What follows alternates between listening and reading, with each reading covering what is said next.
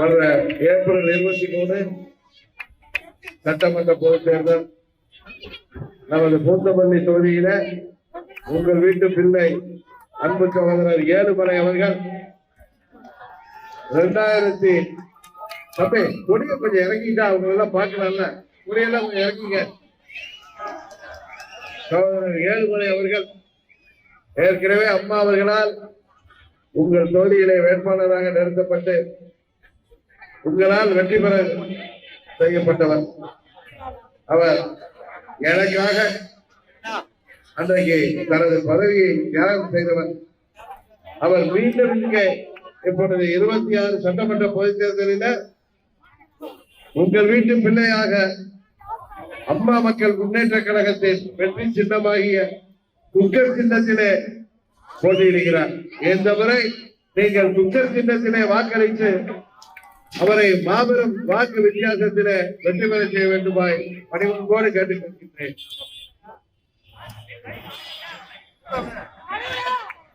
நமது பூந்தமல்லி தொகுதி என்பது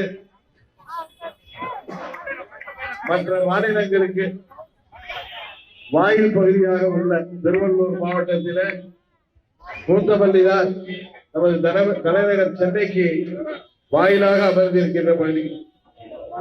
சென்னையிலே என்ன பிரச்சனை ஏற்பட்டாலும் பூந்தமல்லியிலும் அது பாதிப்பை ஏற்படுத்தும்.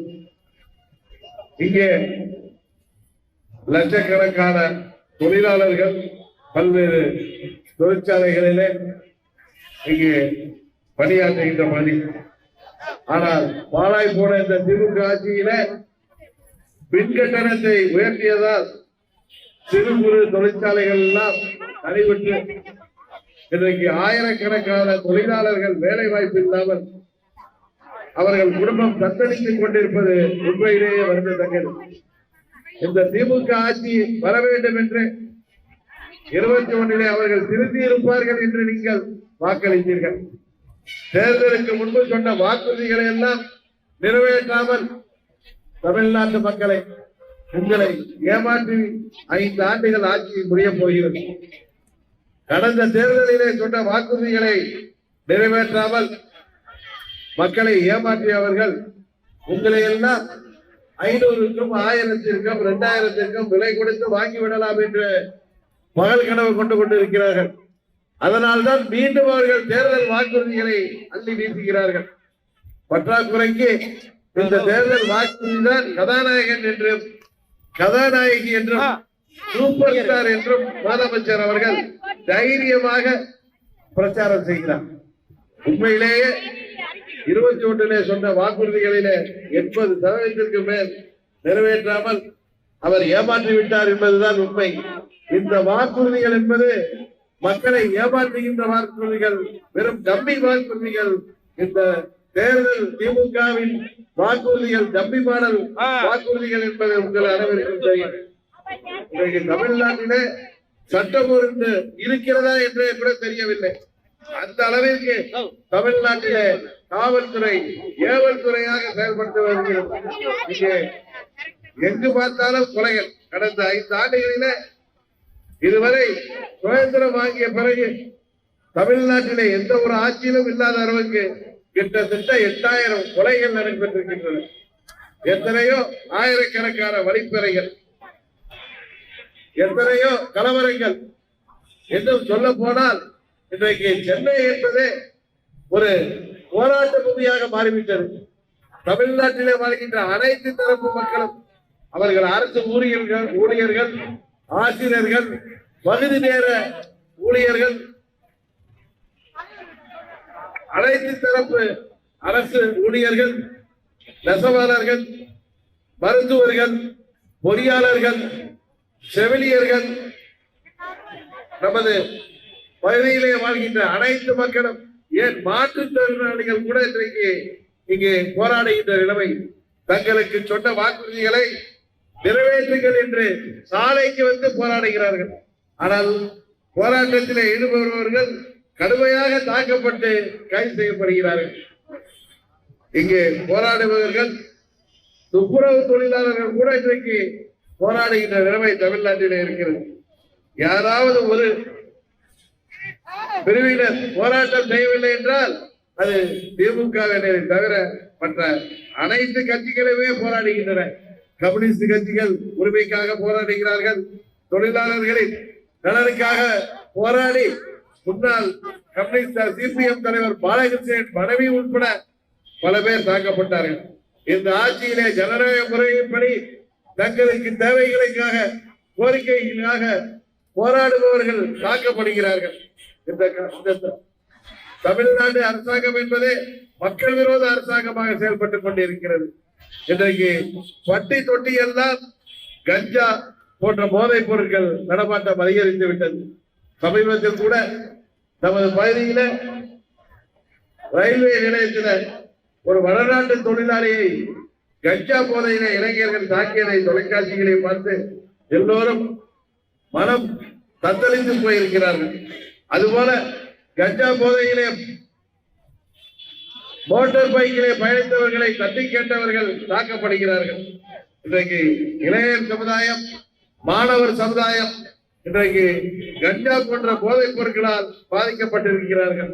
இன்னும் சொல்ல போனால் பள்ளிகளில் இருந்து ஆகாயம் விமானம் வரை இன்றைக்கு பெண்களுக்கு பாதுகாப்பு இல்லை.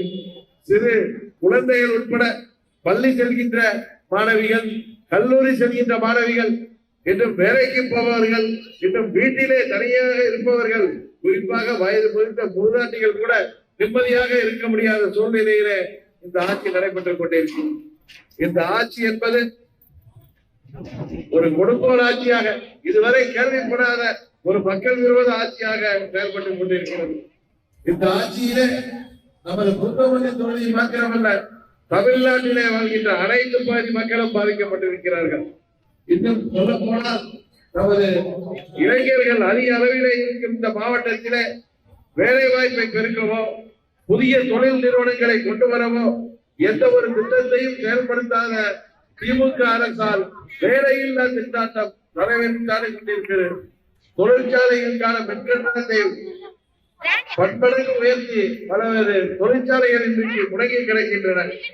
வெள்ள தடுப்பு பணிகள் இந்த தொகுதியில 10% கூட நிறைவேற்ற முடியாமல் மழை பெய்தாலும் புயல் அடித்தாலும் திருவள்ளூர் மாவட்ட மக்களுக்கு பல்வேறு இன்னல்கள் சந்தித்து வருவது வாடிக்கையாகிவிட்டது. இந்த மாவட்டத்தில் மக்களை பொறுத்தவரை கடந்த 5 ஆண்டு கால திமுக ஆட்சியில் அடிப்படை வசதிகள் எதுவும் செய்து தரப்படவில்லை என்று தெளிவாக குற்றச்சாட்டு எல்லா பகுதியிலும் இருக்கிறது. அரசு கல்லூரி, பாதாள சாக்கடை திட்டம், போக்குவரத்து நெரிசலை குறிக்க மேம்பாலம் என இந்த தொகுதி மக்களின் நீண்ட நாள் கோரிக்கைகள் இந்த பகுதியில கடந்த 5 ஆண்டுகளில் நிறைவேற்றப்படவில்லை. அதுபோல இதேதேவம் அம்மா அவர்களால் அறிவிக்கப்பட்ட திருவடிசை துணைக்கோள் நகர திட்டம் பெயரளவில் மட்டுமே இருக்கிறது. அதோடு திருவள்ளூர் மாவட்டம் தொழிற்சாலைகள் இருந்த பகுதிகளாக உள்ளது. சிறு குறு நிறுவனங்கள் மட்டுமல்லாது பெரிய அளவிலான தொழில் நிறுவனங்களும் இந்த மாவட்டத்தில் அதிக அளவில் உள்ளன. சென்னையில் இயங்கிக் கொண்டிருக்கும் பல்வேறு நட்சத்திர விடுதிகளுக்கும் உணவகங்களுக்குமான உணவு தயாரிக்கும் கூடங்களும் இந்த மாவட்டத்தில் தான் அதிகமாக உள்ளது. இப்படியாக மற்றும் லட்சக்கணக்கான தொழிலாளர்களுக்கு வேலை வாய்ப்பை வழங்கிக் கொண்டிருக்கிற நமது திருவள்ளூர் மாவட்டத்திலே இன்றைக்கு இந்த மின்சாரம் கட்டண உயர்வால் பல்வேறு தொழிற்சாலைகள் மின் கட்டணம் பன்மடங்கு உயர்த்தி இருப்பதால் மூடப்பட்டு முடங்கி கிடக்கிறது. அதனால் ஏராளமான தொழில் நிறுவனங்கள் மூடப்பட்டதோடு அதனையே நம்பியிருந்த ஆயிரக்கணக்கான தொழிலாளர்களும் வேலை இழந்து வாழ்வாதாரத்தை தொலைத்து நிற்கிறார்கள்.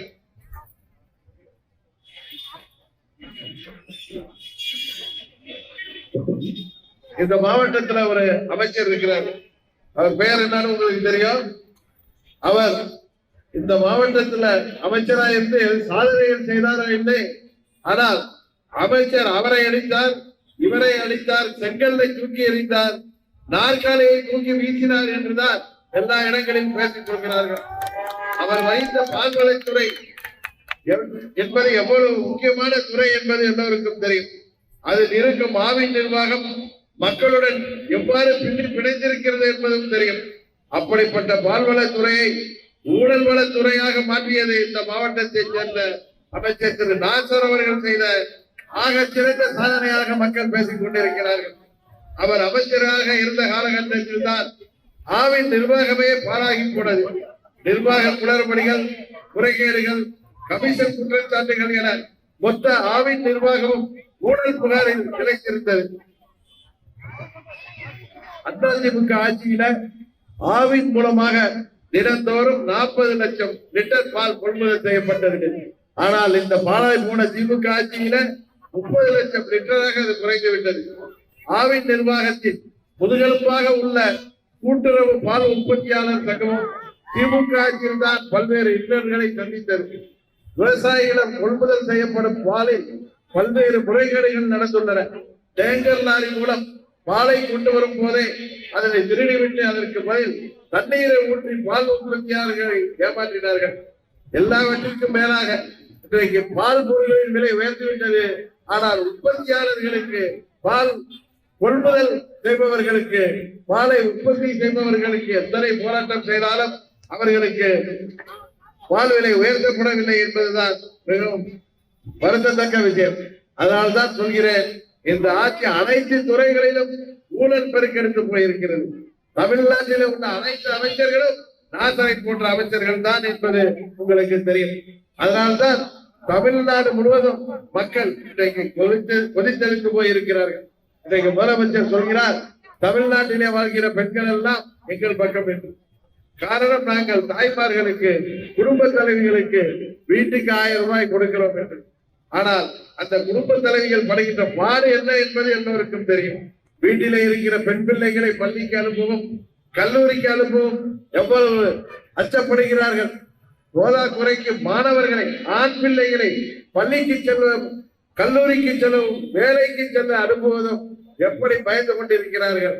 வயிற்றிலே நெருப்பை கட்டிக்கொண்டு பெற்றோர்கள் இன்றைக்கு தங்கள் வீட்டு பிள்ளைகள் வேலைக்காகவும் படிப்புக்காகவும் வெளியிலே சென்று வருவது எவ்வளவு கஷ்டப்படுகிறார்கள் என்பது தெரியும்.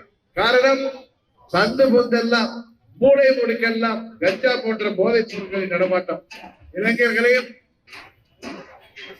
மாணவர்களையும் குறிவைத்து இன்றைக்கு போதை கும்பல், போதை வியாபாரம் நடைபெறுகிறது.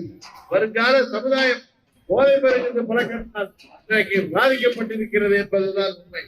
இதிலிருந்து தமிழ்நாட்டை மீட்டெடுக்க, இன்றைக்கு சட்டம் ஒழுங்கு சந்தி சிரிக்கின்ற தமிழ்நாட்டை மீட்டெடுக்க நீங்கள் ஆதரவளிக்க வேண்டிய வெற்றி சின்னம் குக்கர் சின்னம் என்று உங்களை கேட்டுக் கொள்கின்றேன்.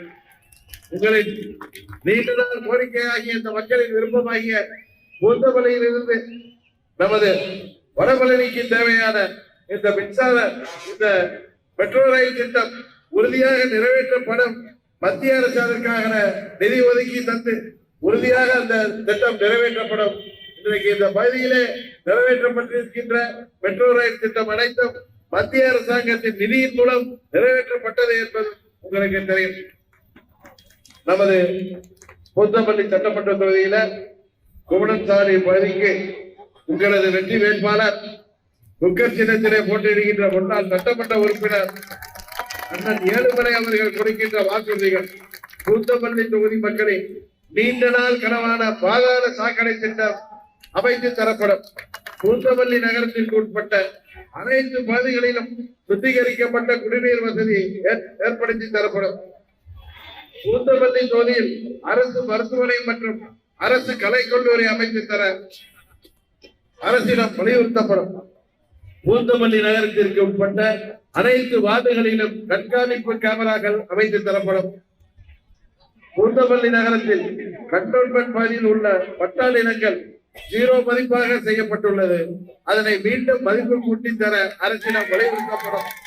பூந்தமல்லி தொகுதியில் மலையம்பாக்கம் முதல் மாங்காடு வரை மினி பஸ் போக்குவரத்து வழித்தடம் அமைத்து தரப்படும். பூந்தமல்லி நகரத்தில் மகளிருக்கான பிங்க் பெட்ரோல் 24 மணி நேரமும் கண்காணிக்க வழிவகை செய்யப்படும். மாதம் ஒருமுறை மக்கள் குறைந்திருக்கும் அமைத்து அனைத்து பிரச்சனைகளுக்கும் உடனடியாக தீர்வு எட்டப்படும் என்பதை உங்களுக்கு தெரியப்படுத்திக் கொள்கிறோம். இது திமுக ஆட்சி போல இல்லாமல், முதல்வரை போல இல்லாமல், சட்டமன்ற உறுப்பினர், திமுக சட்டமன்ற உறுப்பினர்கள், அமைச்சர்கள் போல் இல்லாமல், அவர்கள் தேர்தலுக்கு முன்பு சொன்னதை எல்லாம் செய்யாமல் மக்களை ஏமாற்றி வருவது போல அல்லாமல் உங்கள் வீட்டு பிள்ளையாகிய ஏழுமலை அவர்களை வெற்றி பெற செய்வதன் மூலம் நமது தொகுதியின் தேவைகளை உறுதியாக அவர் நிறைவேற்றி தருவார். தேசிய ஜனநாயக கூட்டணியின் வெற்றி வேட்பாளர், அனைத்து இந்திய அண்ணா திராவிட முன்னேற்ற கழக தலைமையிலான கூட்டணியின் வெற்றி வேட்பாளர், அம்மா மக்கள் முன்னேற்ற கழகத்தின் வெற்றி வேட்பாளர் சகோதரர் ஏழுமலை அவர்களை நீங்கள் வெற்றி சின்னமாகிய மக்கள் சின்னத்திலே வாக்களித்து அவரை மாபெரும் வாக்கு வித்தியாசத்திலே வெற்றி பெற செய்ய வேண்டுமாய் பணிமுன்போடு கேட்டு விடைபெறுகிறேன். நன்றி, வணக்கம்.